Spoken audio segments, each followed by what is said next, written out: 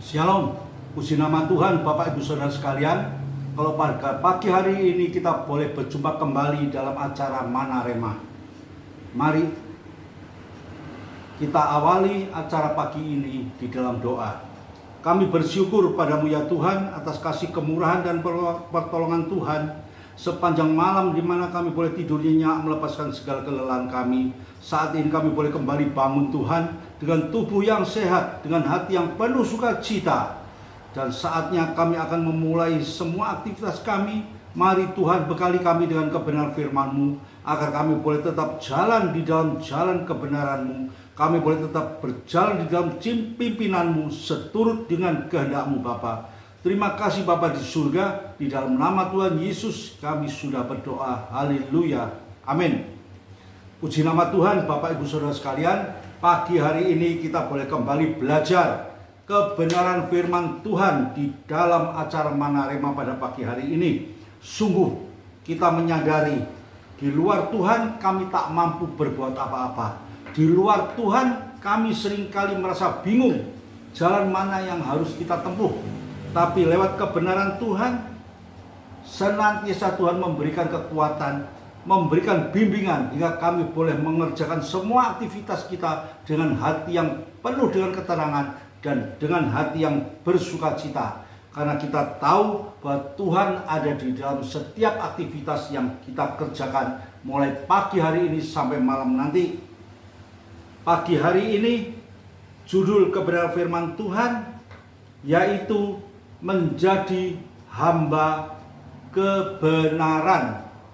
Mari kita baca di dalam Roma pasal yang ke-17. Roma pasal yang ke-6 ayat yang ke-17 sampai dengan yang ke-18. Demikian bunyinya. Tetapi syukurlah kepada Allah, dahulu memang kamu hamba dosa, tetapi sekarang kamu dengan segenap hati telah mentaati pengajaran yang telah diteruskan kepadamu. Kamu telah dimerdekakan dari dosa dan menjadi hamba kebenaran. Puji nama Tuhan. Kalau di sini kita lihat ya apa yang disampaikan oleh Rasul Paulus. Di sini dikatakan bersyukur kepada Tuhan. Dahulu kita ini adalah hamba dosa, tetapi sekarang kita dengan segenap hati kita sudah mentaati, mengikuti pengajaran yang sudah Tuhan berikan. Sehingga pada saat ini kita sudah dimerdekakan dari dosa dan kita menjadi hamba kebenaran. Apa arti hamba kebenaran? Hamba kebenaran adalah orang yang selalu berjalan di dalam jalan pimpinan Tuhan, di dalam jalan yang Tuhan inginkan dan Tuhan rindukan. Mari kita baca di dalam 2 Korintus pasal yang ketiga ayat yang ke-17. Demikian bunyinya. Sebab Tuhan adalah roh, dan di mana ada roh Allah, di situ ada kemerdekaan. Kita ini orang-orang yang sudah dimerdekakan. Kita ini orang-orang yang sudah dilepaskan dari segala perbuatan-perbuatan dosa kita. Di sini dikatakan, dahulu kita ini adalah hamba dosa, tetapi sekarang kamu dengan segenap hati telah mentaati segala pengajaran yang sudah Tuhan berikan. Ini satu anugerah Bapak Ibu Saudara sekalian. Kita ini adalah orang-orang yang sudah dipilih oleh Tuhan, dan kita ditetapkan untuk menjadi orang-orang yang layak menerima keselamatan dan kehidupan kekal. Oleh karena itu Tuhan selalu memimpin, mengawasi, memperhatikan kehidupan kita. Jangan sampai jalan kita itu melenceng kembali kepada jalan-jalan yang Tuhan tidak inginkan, kembali menjadi hamba dosa. Kita memiliki satu pandangan yang cerah ke depan, sebab Tuhan itu adalah roh. Di mana ada roh Allah, di situ ada kemerdekaan. Bukankah hidup kita sebagai orang percaya, kita hidup oleh roh kebenaran dari Yesus Kristus. Hidup kita diwarnai dengan segala tingkah laku dan perbuatan kita di dalam segala aktivitas kita. Tapi kita berjalan di dalam pimpinan Roh Kudus, sehingga kita boleh menjadi hamba kebenaran. Hidup ini adalah sesuatu bentukan yang tak dapat menjalankan langkah hidup kita sendiri. Jujur, di luar Tuhan kita tak mampu berbuat apa-apa. Bagi kita orang percaya, firman Tuhan sudah mengatakan bahwa Roh Allah yang ada di dalam kehidupan kita itu sudah memberikan kemerdekaan, kebebasan di dalam kehidupan kita. Kebebasan untuk segi yang positif, kebebasan untuk melangkah menjadi hamba kebenaran. Itu yang Tuhan inginkan.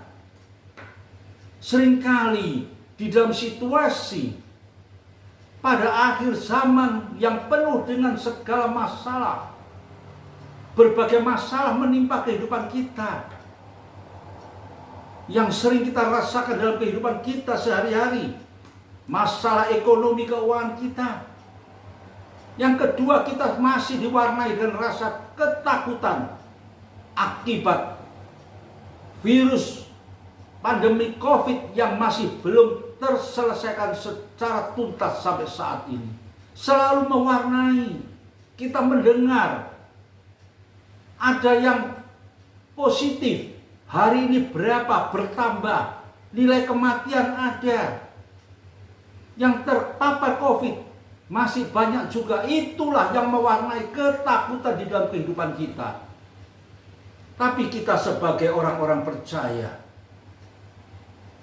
di dalam hati kita ada roh yang memberi kekuatan, roh yang menghibur, roh yang lemah lembut, yang memberikan sukacita bagi kita.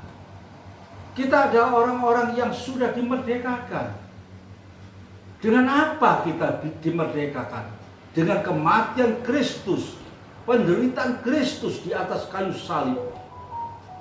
Kemerdekaan itu dicapai lewat satu perjuangan yang tidak berat. Esok kita akan memperingati hari kemerdekaan negara kita yang tercinta, Republik Indonesia, di usia yang ke-77. Patutlah kita mengenang jasa-jasa para pahlawan yang sudah dengan gigih berjuang untuk mencapai kemerdekaan ini. Bukan saja lewat perjuangan mereka harus korbankan semua materi, kekayaan, bahkan jiwa raga mereka perjuangkan untuk mencapai kemerdekaan. Itulah yang sudah kita nikmati di bumi negara kita yang tercinta ini. Kita merdeka sudah 77 tahun. Inilah juga anugerah Tuhan.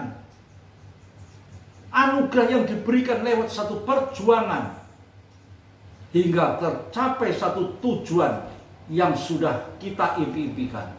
Demikian juga bagi kehidupan kita orang percaya. Kita bisa bebas dari dosa kita. Kita bisa menjadi hamba kebenaran. Semuanya ini bukan semata-mata karena perbuatan baik kita, karena kepandaian kemampuan kita, tapi ada seorang yang berjuang, Yesus Kristus, yang sudah berjuang untuk kita semua. Dia rela menanggung penderitaan, dia rela mati di atas kayu salib, sehingga lewat kematiannya dapat membuka tabir kita, hubungan kita dengan Bapa di surga dipulihkan kembali. Dan itulah yang dapat memberikan satu kemerdekaan, kebebasan, hingga kita boleh berpindah dari hamba dosa masuk di dalam ranah hamba kebenaran. Tuhan ingin kita semua menjadi saksinya di dalam kehidupan dunia yang gelap ini. Tuhan ingin kita menjadi terang yang selalu memancar di tengah-tengah dunia yang gelap ini. Hingga lewat kehidupan kita, nama Tuhan dipermuliakan. Apa yang sudah ditulis juga oleh Rasul Paulus di dalam 2 Korintus pasal 5 ayat yang ke-17. Barang siapa yang ada di dalam Yesus Kristus, di situ ada kejadian baru. Yang lama sudah berlalu, yang baru terbit dengan perangai yang baru, karakter yang baru, langkah hidup yang baru, menjadi hamba kebenaran. Ini yang Tuhan rindukan di dalam kehidupan kita sebagai orang-orang yang sudah dipilih. Dan Tuhan inginkan kita bekerja dan bekerja untuk menghasilkan buah guna kemuliaan dan kebesaran nama Tuhan. Kita tidak perlu selalu merenung-renung dengan keadaan yang ada dalam kehidupan kita.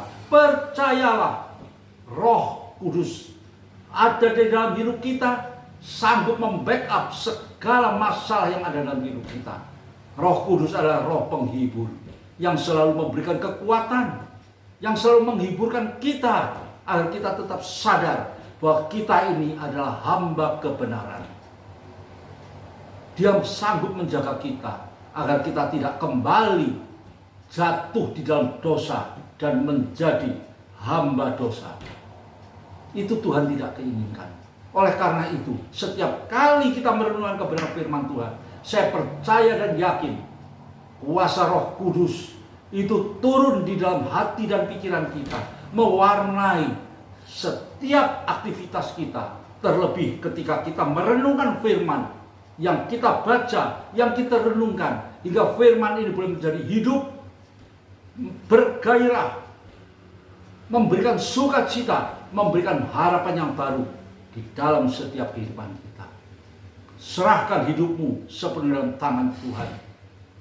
Dia sanggup menolong, Dia sanggup meluputkan kita, Dia sanggup membebaskan kita dari segala perbuatan-perbuatan dosa kita, sehingga kita boleh menjadi hamba kebenaran guna kemuliaan dan kebesaran nama Tuhan. Mari kita berdoa. Terima kasih Bapa di surga, terima kasih buat kebenaran firman-Mu pada pagi hari ini, yang kembali sudah menyegarkan hati dan pikiran kami, untuk kami boleh tetap ingat bahwa Tuhan sudah memindahkan kami di tempat yang tidak layak, di tempat yang penuh dengan dosa, ke satu tempat, yaitu jalan kebenaran, jalan yang penuh kekudusan. Dan Tuhan sudah menjadikan kami hamba-hamba kebenaran. Mari Tuhan meteraikan kebenaran firman-Mu yang singkat pada pagi hari ini, sehingga firman-Mu yang indah ini boleh memberikan satu kekuatan, boleh memberikan pengharapan yang baru, agar kami boleh selalu membawa hidup kami ini dekat kepada Tuhan, membawa hidup yang penuh dengan kekurangan ini lebih hari boleh lebih dikuatkan hanya oleh kuasa kebenaran firman-Mu Tuhan. Terima kasih Bapa di surga. Di dalam nama Tuhan Yesus kami sudah berdoa. Haleluya. Amin.